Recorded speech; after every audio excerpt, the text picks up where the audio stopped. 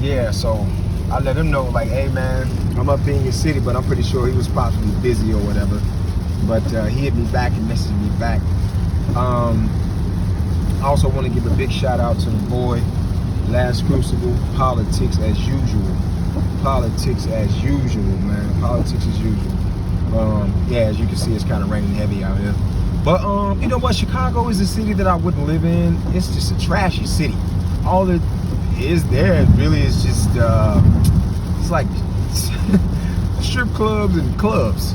That's all it is there. Like the city is really dirty.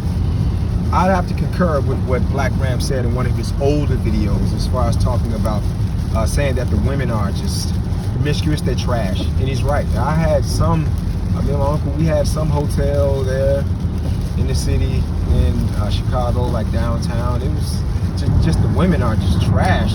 A lot of black women, like some, you know, decent looking black women. Some, like most of them just looked really bad, but you had a couple out there that were decent because we got in town at like 2 a.m. And mind you, it was a lot of people still just walking around on the street, just walking around. The streets just trashy, but you know what though? I think that I'm just so familiar, I'm just so used to living where I'm at now in Missouri, and just clean streets and like stuff like that. And there's a lot of potholes and rats running around, and the city kind of stunk. Like it smelled bad, and but first and foremost, because we was there, we stayed at some hotel or whatever. And the first night I was there, because we got there like 2 a.m., like 3 a.m., I woke up, I heard this loud boom. I was like, what is that? Looked outside, and it was like 2 people had crashed their cars, and this was downtown Chicago. I was just like, wow, like police pulled up. Like it was kind of tough to sleep in that city, but yeah, so yeah, my little sister, she had got married. I kind of didn't want to go, but like both of my little sisters, I kind of like near and dear to my heart. Like I mean a lot to them. See, given the fact that what we've been through, as far as my dad being abusive, and he just wasn't there. My mom, she wasn't there. These people had no business getting together, having kids, right? And this is why I say, it's like if I was to have kids, I want to be able, and you know, money isn't everything, but if I was to have kids, I want to be able to put at least $10,000-$15,000 in my kids' college fund. I think that when you have kids, you should have kids to pass on generational wealth. This is why a lot of these kids out here, when broke people have kids, the kids become kleptomaniacs. They steal, you know, they embellish things because they don't have none. Or their daughters, like the sons, they in and out of jail. Or their daughters become thotty-thotties, having babies early, having babies at age 17, 15, 16, 19 years old by a man who doesn't have a car of his own place or something. Like a guy isn't established. We're living in this world, because if you have kids and you're living in this system, in this white supremacist system, it's like, and you're too young, you don't have nothing, like your kids are going to be poor. It's just going to be all bad. So that's just, and you know, like money isn't everything. Money isn't everything, you see. But everybody, like for the most part, I think that you should be financially stable before you have kids. And unfortunately, a lot of us black people, we just aren't on that level. We are. So yeah, I was at the wedding, and the wedding, it was okay. I just, for the most part, I look at the state of my black female cousins, just the women. I look at the women, just straight thoughts, man. Thotty-dotties, just you know, just bad examples of women. And I was up there checking out, like I went on a dating site or whatever, but I noticed like a lot of the white girls up there, like the decent white girls. I'm not talking about the thuggish white girls who try to act like thoughts, try to act black or whatever. I wouldn't fool around with those women. I might as well go off and get a black girl, right? And we all know that's not happening. But like a lot of the decent, most of them decent looking white girls is not messing around with black guys. You see? And I'm the type of guy that, like, I like to fool around with white girls that's like country bumpkin white girls. White girls who are kind of like innocent, don't have a lot of tattoos, don't smoke weed, you know, maybe drink occasionally. I think half the white girls smoke cigarettes, you know? But, well, yeah, like I like to fool around with those type of white girls. White girls who don't do a lot, just, you know, like, not no thought type of white girls. Those are white girls that I like to mess around with. White girls wearing cowboy boots, just some leggings and some Nikes or something like that. Well, I'm not too fond of my girl wearing yoga pants or leggings or something like that. But nowadays, like, this is how they dress. If a woman is to be my wife, she's not gonna be wearing her yoga pants or promiscuous looking clothing. But the black, like my black cousins at our weddings, cousins that I haven't seen in years, man. I mean, I was happy to see them because I haven't seen them in years, but it's just like, they're all trash. They trash, man. Trash, man. Twerking at the wedding. And my little sister's man, of course, he's a simp. He's a simp. But yeah, just a lot of twerking, listening to gangster hip hop music. But that's just black culture nowadays. That's just black culture, man. It is. It's sad to say, but it is, man. Just crazy behavior. Like a couple of my male cousins got so drunk they was falling out on the floor. I even seen some of my black female cousins checking some of my older male cousins, telling them like, man, you shouldn't drink like this, and you shouldn't do this, and you shouldn't do that. Checking them. Matriarchal society. Matriarchal, man. It's just matriarchal when it comes down to the black succubus. All these women up there in Chicago was trash. Like, I was out because we was getting a hotel at like 2 a.m. in the morning, and I'm driving around, and like, you know, like I seen, well, downtown, it's not, crime rate isn't high, well, downtown, but like on the south side and the west side, I'm pretty sure the crime rate is higher. But it's just, man, like as I was looking at these women, I said to myself, like, I wouldn't choose none of these women. All these women are exempt. I wouldn't choose none of these women, man. Out here dressing real promiscuous, and you know they're not gonna listen to no man. And I'm talking about decent, like it was some decent looking black women, some nice looking black women up there in Chicago. But you know, these women, they're just totally conceited. They're totally conceited. At the wedding, like, they was playing gangster hip hop music, like Meek Mills, and like most of my female cousins was rapping that stuff just like the men, acting masculine just like men. You know, one of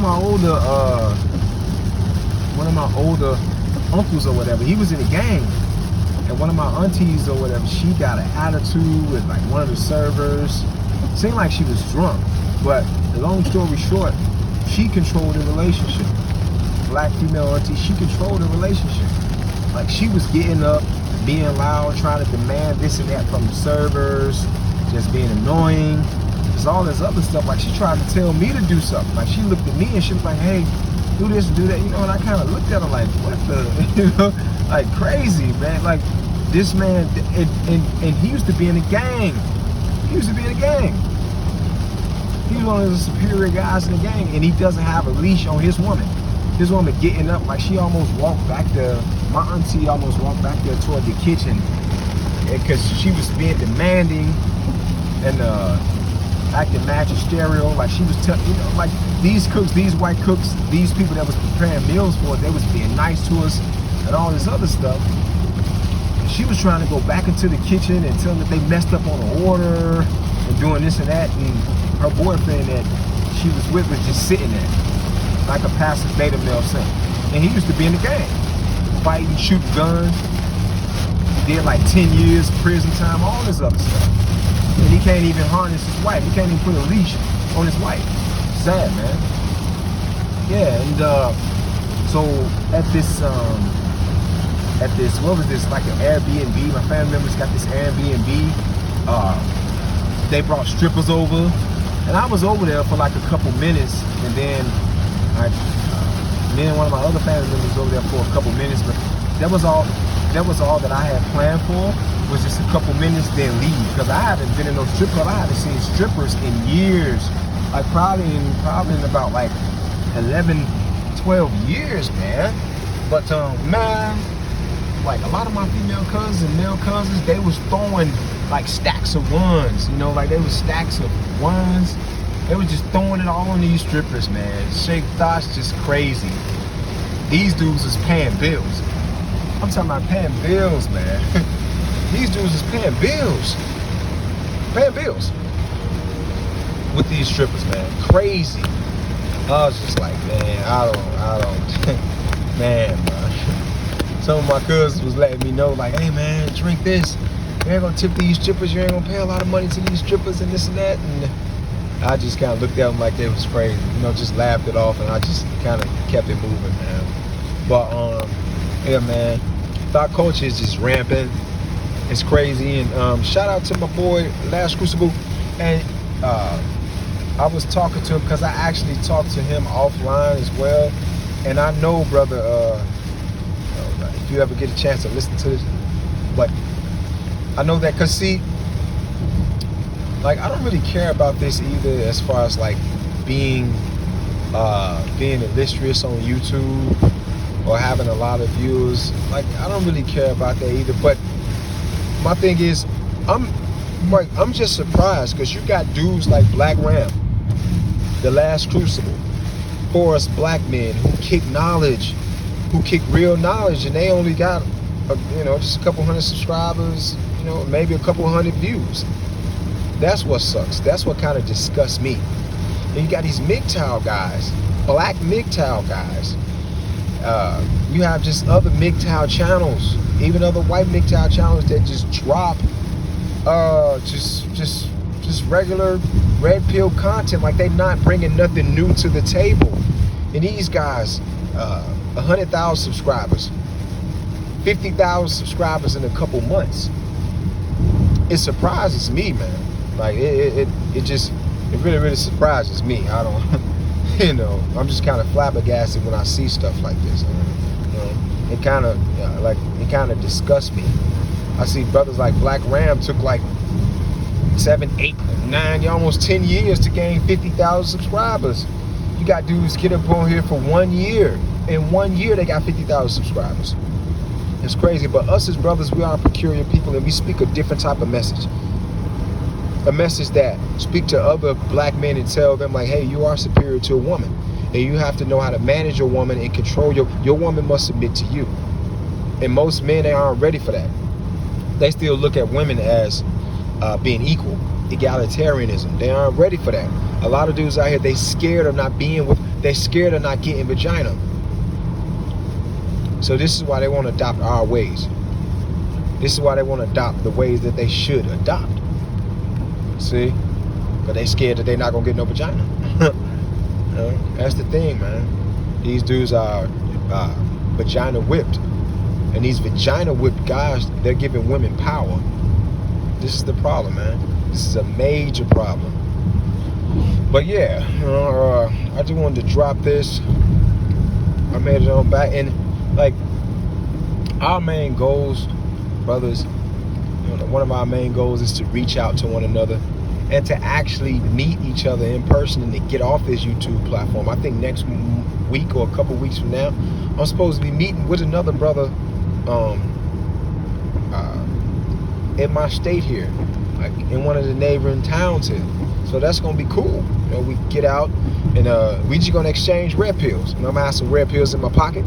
I'm gonna take out one. I'm gonna give him one. He gonna give me one of his red pills, and we just gonna chop it up, man. We just gonna chop it up. Introspective, heterosexual brothers, conscious brothers coming together like we should. This is how we should come together. It should be more than YouTube. It should be more than that. We are peculiar people. There's not a lot of us brothers out there who think like this. See? But Yeah, man. But yeah, Chicago is trash. It's like trash, man. Like, I mean, most women in the Western world, they're trash. And so I say to myself, it's like us as brothers, if we want to live the type of lifestyle that we're trying to live, we're gonna have to go overseas for it. To be in a polygynous relationship, or to expect a woman to be submissive, or to try to make her conform to be submissive for us, for the most part, it's not gonna happen. So I say when it comes down to these women, all you can really do is just catch and release. I mean, have this intention as to when we go in with women, because it's almost like the Most High knows your heart. Have this intention to create a submissive woman out of a woman. But we know that most women, they're not going. But like I said, the Most High, He knows your heart, and we know each other's intentions. I think that when I fool around with women, I look at them, and like, I don't fool around with women how I used to mess around with them back when I was young, in my 20s or whatever. I used to bang chicks and throw them to the side of the road, no purpose and stuff like that. Like, I used to think like that, but now as I look at that Bible, I say to myself, it's like, if I see a chick out here who's bad, nasty, or whatever, ugly, and I can't do nothing with her, and she's around, I say to myself, I wouldn't fool around with her sexually. I just leave her alone, because there's no purpose with her. I don't have no plans for that woman. But if I look at a woman, most of the time now, when I date now, I look at a woman and I say, okay, what could I potentially do with her in the future? Because as I think about my mom and my little sisters, or my daughter, I wouldn't want no guy to look at my mom and my little sisters and my daughter as just a chick that you can bang and throw them to the side of the road. Now, you do have concubines out here, and you do, when it comes down to concubines, you fool around with them, but you don't take them serious. These single mothers out here, or these rebellious women out here, you see? But if you are, nowadays, it's like I don't even look for a submission in a woman, because most of these women, they're not going to submit. So I don't even look for a submissive woman, or look for those submissive tendencies in a woman, because most of these American feminist women, they're not going to submit. So all I can do is kind of just look at them like they're concubines. Keep a woman around, maybe offer her some wisdom or whatever. She have kids or whatever, a son or a daughter, offer them some wisdom. But as far as marrying them, or cohabitating with them, or having kids by them, is something that you don't do. And this is what separates the wheat from the tare. This is what separates us from all the regular guys out here. You see? Because we're able to look at these women as like, these women out here, they're having mistake babies, or they're just fat and they just want to be rebellious. They want to do what they want to do. You're not in control when you with a fat woman, and she don't want to get up off her behind and look good for you.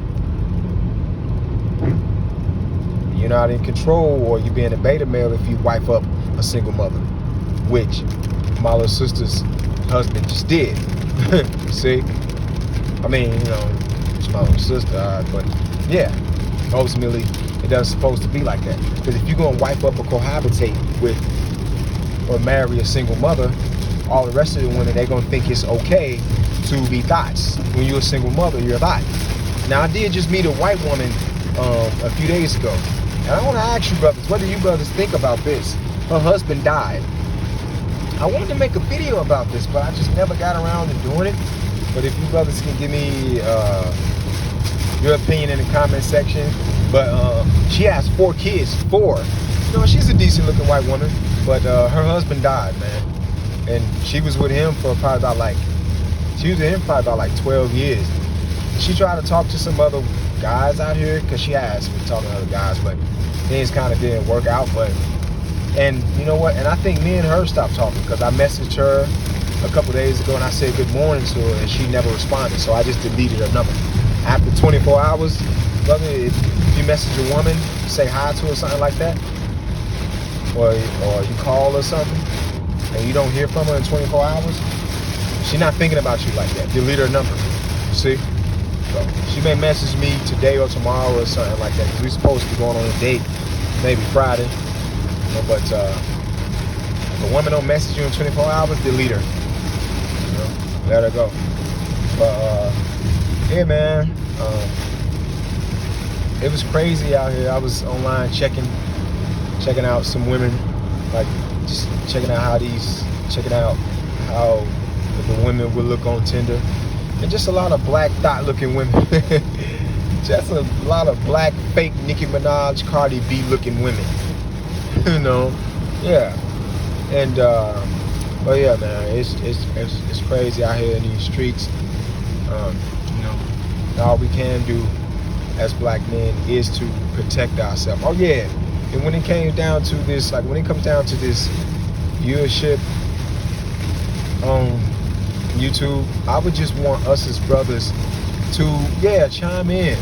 I see guys like, let's say if I had 1,000 subs, I think 1,000 brothers should chime in. And give me your opinion down in the comment section as to how you feel about what I'm talking about. Because us as brothers, like I said, we are we're eclectic. There's not a lot of us guys like that out here. There's not a lot of us guys like that out here that think with this patriarchal mindset. See? So, and for us as men, we would want to inundate other brothers with messages like this, to teach other black men, to teach other heterosexual black men that this is how it's supposed to be. You're supposed to know how to control your emotions as a man, and you're supposed to lead your wife or your girlfriend or whoever you with. Your girl or your wife, she never is supposed to emasculate you. Your girl or your wife always supposed to be quiet, modest, and meek, dress modest, all this other stuff. She's supposed to be, you're supposed to create, in a sense, a virtuous woman out of her if she is, in a sense, with you. If she's just a concubine, obviously make sure she doesn't disrespect you. But that's it. Other than that, don't take her serious. I'm not going to try to, she's not my wife, I'm not going to try to make her dress modest and make her submit. So as long as she doesn't disrespect me, we good. Soon as she get out of line, I'm going to check her and put her in line. And if I feel that she's trying to create drama between us, future drama, then that's when I let her go as a concubine. See? For the concubine, no, you don't take her serious. She got kids by another man, no. Because if you do that, you marry a chick like that, or you cohabitate with her or have kids with her, then indirectly what you're telling her is, you can go out and make mistakes, and have babies with men that you warned, that you kind of didn't want to have babies by. You was just sleeping around, being a thought, and now I'm the cleanup man, or I can be the cleanup man. No, that's bad behavior. And you telling, by wifing up a woman like that, you telling other women that type of behavior is okay, and that's a problem. See, that's a major problem, man. But it was cool just seeing the city up there, and just checking things out. I had a cool time up there, man. It was okay. In a sense, I was kind of disgusted by the state of black people, us as black people, and a lot of my other cousins, simps, they was throwing all this money to these strippers, all this money to these thought strippers, all this money, hundreds and hundreds of dollars, being simps. Now those guys are true simps. It's another thing if you pay a woman $50 and bang her, then send her on, and then pay her to leave. Okay, that's one thing. Some guys will say, "Oh man, that's simping even worse." Or like, you a true simp if you do that. No, in a sense, I would have to disagree, because you can get, like, you have a married man and he's in a relationship. This married man gonna end up spending money on a ring, taking his girl on fancy dinner dates, $150, $200, and taking on vacations, spending thousands of dollars, doing things that she wants to do, all this other stuff, just to have some consistent vagina. Versus a man like a John or a Trick, he would get with her, and then when you married in a relationship, you have to deal with an attitude, all this, like a period. She gets pregnant. Sometimes she get an attitude. She don't want to give up the sex. All this other stuff. But see, when you are in an in a relationship as to what, not that type of relationship. When you just pay a woman to leave, you don't have to deal with all that stuff. You give her $50, $75, $80, $100, you pay her to leave. You do that once a month versus being married in a relationship. Being married in a relationship, for the average guy who's making $40,000 a year, you're gonna be spending a lot of money, man. So for a guy to pay a woman $50, let's say if you do that, $50 every 2 weeks to bang a chick and pay her to leave, that's more economical versus being in a relationship or being married and buying a woman a ring, going on these expensive vacations, doing all this stuff. See? So, you know, it's not comparable. It's just not comparable at all. See? Because guys, they'll try to talk down about a John or a guy who would go off and spend $50 or $100 to bang a chick. You got a lot of these dudes. I was just at this Airbnb last night, and these dudes, they had strippers over my cousins, and they was throwing racks to these women, throwing money, and they didn't even get a chance to smell the vagina, let alone touch it, stick their penis in it. No, that's not even happening. That's not happening at all, man. You see? So I feel that John that paid $50 to get some head from a chick and paid her to leave, he came out on top, in my opinion. Now, I would do that, but I don't do it. Like I talk to a lot of women, and I don't too much have problems with banging women. So I mean, I just don't do it. I mean, if I was to probably, but we living in a matriarchal society nowadays, man. I can't sit up here and tell all the brothers, because to be honest, like, it's kind of tough getting sex. It's kind of hard getting sex. I'm not the type of guy that bang a lot of women. Well, I have banged, some women, not the baddest women, but I have banged a lot of women. But it's tough trying to get sex and keep consistent sex out here. This is why some guys, they resort to simping, because they're afraid to be alone. They want some vagina to validate them. See? And it's tough. I know how it is, man. It's tough. One of my best friends was saying that he had got on the OnlyFans page and he was paying women. I was like, my dude, but you're not getting nothing. He was like, oh man, I just wanted to, see something real. I was like, I just kind of couldn't understand. You could just go and watch porn, my man. You don't need to do all that. But I mean, hey, some guys are.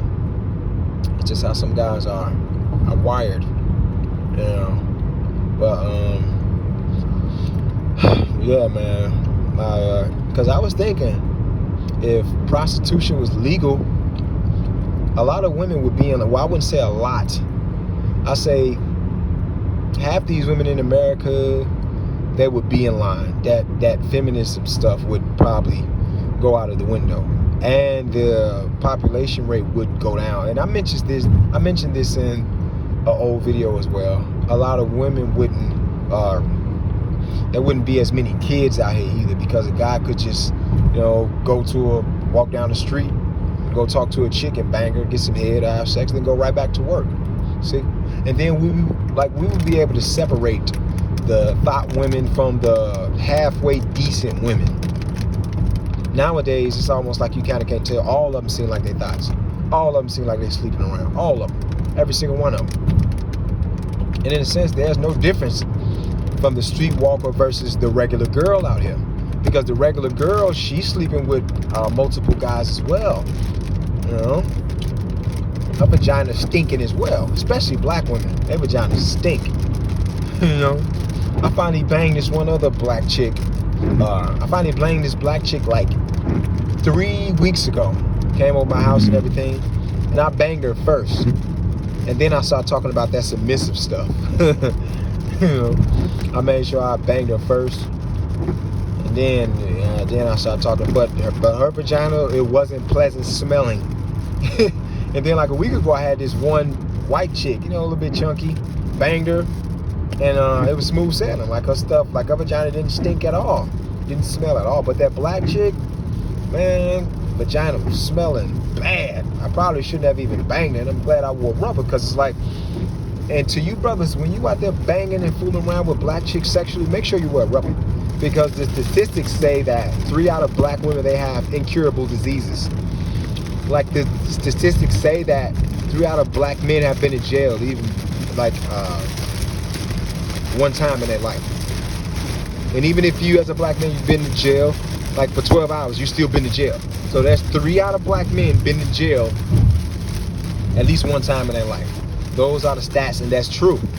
So if you see 5 black women walking down the street, then guess what? At least 3 of them have incurable diseases. You know, like it's some of these white women, and I know this sounds crazy, my dude, but like if you think about it. Most of us dudes, we don't like to wear condoms. But some of these white women, I don't even wear condoms. I just pull out. But if I bang a black chick, I'm wearing a condom. I am wearing a condom, my dude. I have to do that. I got to do it. I must do it. But yeah, you know, like 3 weeks ago, I banged this one black chick. She was from like a city near St. Louis. Came up to see me or whatever. She was thirsty to see me. But after I banged her, I started talking about her being submissive and this and that. She started laughing at me like I was crazy. I was laughing at her like she was crazy too. You know what I'm saying? Because I was like, yeah, you know, like I'm the type of guy that will take your phone when you get out of line, put you on punishment from your phone for a couple hours, because I know that's your most prized possession. I'd want to take your phone when you get out of line until you correct your behavior, and then you get back in line, and then I give your phone back to you. She was like, well, what if it rings? I give it to you. You can take the call, and when you're done, you give it right back to me. You know? And she was like, oh no, honey, that is not gonna fly. You know, I was like, oh yeah, I understand. I should have recorded it for you guys and let you listen to a little bit of it. But yeah, she was trying to tell me, I was trying to tell her, and she was trying to tell me. You know, you know that's not gonna work. You know, but yeah, man, that's why I fool around with these white chicks, because they're a little bit more easier to get along with. You know, but I didn't expect her to submit. We was just talking, and I just started talking. Like, I didn't see no future in her anyway. And she was just a concubine to me because she had 3 kids. So right there, you're done right there. You know, I can have you come around and give you a concubine. I can fool around with you sexually, yeah. But as far as taking you serious, I don't take you serious. We was just talking there on the couch.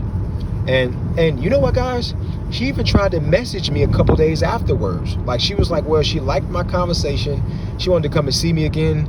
And I just didn't enjoy having sex with her. Her titties were really, really flat. She was kind of cute a little bit, but her titties were kind of flat. And her backside, her booty was kind of saggy. But she wasn't fat, though. You know, this was a decent, exceptional looking black chick. If most of you guys would have seen her, you probably would have banged her. But her vagina reeked. Her vagina reeked really bad. That was one of the other reasons as to why I was like, I didn't want to fool around with her sexually.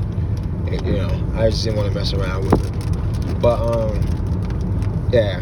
But that experience up there in Chicago kind of sucked. You know, as I look at the state of black people, my black female family members, and even some of the black, or most of my black male family members, simping, throwing all this money on strippers that they not having sex with.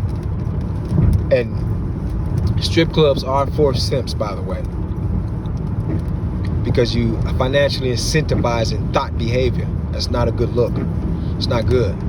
I think most of us, you know, like I mentioned earlier in this video, most of us brothers, we shouldn't be here in this country. We should be over in, like, we're fit for Middle Eastern type societies or whatever. Those brothers, they have their women in line.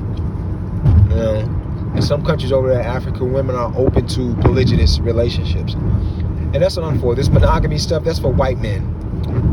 You know,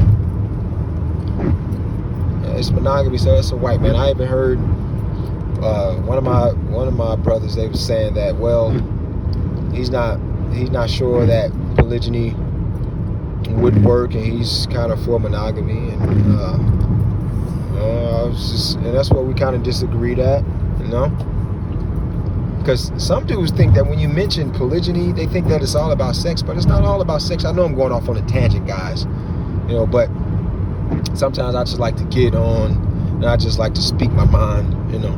But some guys think that it's all about sex. Like I was talking to one of my uncles, and he was like, man, well, you're going to get a whole bunch of sex, and some dudes, they just want a lot of sex. No, it's really not all about sex. Sex is not a big deal when you're in a polygynous relationship. So when you're in a polygynous relationship, when one woman is on her period, or one woman is pregnant, or one woman has an attitude, you could just go to the next woman and get sex. And when you have 3 wives or whatever, it's really not all about sex, because you're thinking about nation building. Your wife is maybe out, one of the wives is out taking care of the kids. One wife is out grocery shopping. One of your other wives is doing some networking on the computer, trying to learn about making passive income. You're trying to create a business, and you got to have your wives working for you. And you're trying to create a future for the kids. It's not all about sex, man. You know, because it's like you can always get it. I know men over in different countries, like prostitution is legal, and just given the fact that sex is easy in certain countries, like in South America or whatever, sex isn't on the front of those guys' minds like us men here in America. We constantly think about sex, even if we in a marriage, even if we have a wife. You got some men out here that their women use sex as a weapon on them, so they're not even getting sex. So even though they're married in a relationship, their wife is emasculating them by not having sex with them. You see? So being in a relationship in America, that won't save you. That won't solidify sex for you every single day. Nah, it won't. These women are feminists, and they don't know it, especially the black ones. Especially the black ones. You see? But yeah, man, you brothers, tell me what you think. And much love, man. Much love. I'll probably drop another video sometime soon too, because I have some other things on my mind. I'm pretty sure I haven't got it all out. But yeah, man, I'll chat it up with you brothers in a little bit. I came on up here to my little sister's wedding and hung out and did this and that. And I'm not too fond of weddings, but I had to get up here because I think I told you guys in one of my older videos that like both of my older sisters look at me like I'm their dad, because I was there taking care of them when they was young. When I had got my first job, I was working in Mickey D's. I used to buy my little sisters Jordans and clothes and stuff like that. I don't even have kids, but I used to do that, you know, because my mom and dad, they was ripping and running the streets, fooling around with drugs, you know, just a lot of my family members, man. So it's almost like, it's like the trickle-down effect. Me and most of my cousins selling drugs, doing this and that, toting guns and gangs and this and that, because our dad wasn't around. So we were looking for acceptance, right? We wanted to be accepted. So, and yeah, so I was up there at my little sister wedding or whatever. Like, it was cool wedding. Like, I haven't seen a few family members